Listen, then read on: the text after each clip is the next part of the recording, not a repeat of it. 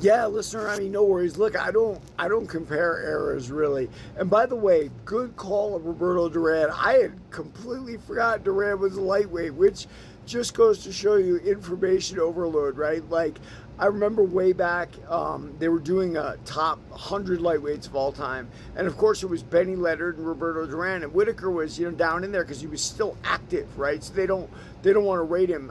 Would I say that Duran was better than Whitaker? I don't know. I would love to have seen that fight at lightweight in both their primes. What a battle that would have been. As far as eras go, man, I mean, I don't think you can compare era to era. It's why pound for pound lists and stuff like that, they're mythical. And how do you even consider that when heavyweight fighting is so different than lightweight fighting and all of that? How do you do the Mike Tyson versus Muhammad Ali thing we have behind us? Because, like I said before in recent videos about magazines and whatnot, the mind is the most powerful thing, and living there and imagining things is what is so awesome about it. But let's be honest here, so could the 19 whatever their best year was, could the Steelers in the 70s beat the worst team in the NFL today? Absolutely they could not. No way, no how, right? Just like Muhammad Ali probably would have gotten knocked out by a prime Mike Tyson, right? Like, it's a different era. You can't make those comparisons. You can say, of course, that Muhammad Ali had a better record, beat better guys. So as the greatest of all time, Muhammad Ali way surpassed Mike Tyson and was way better than him record-wise. If you look at Ali's record, it's very impressive. Not just the champions he beat, but the contenders at the time that he beat. He's just an absolute savage, man.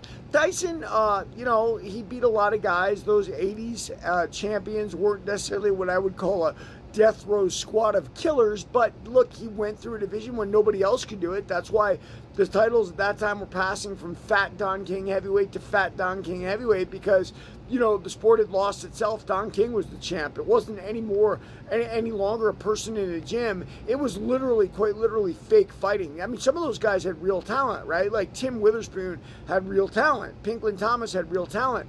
But what happened is, because they weren't being rewarded and they weren't making the money and they weren't the show anymore, it was Don King, that boxing was transformed. And thank God we finally got rid of that era. I was at the Tyson Selden fight, not only where Tupac got shot that night, but also where you're still seeing Don King alive and relevant in boxing. The only reason Don King was relevant is because we were giving him relevance, or more importantly, Mike Tyson was giving him relevance by signing with him. But seems like everybody's figured it out. We probably owe a big round of applause to Bernard Hopkins for being one of the first to say, we're not doing this, you're going to do it my way. And there it is. Everybody, read my book, Warrior of the Light.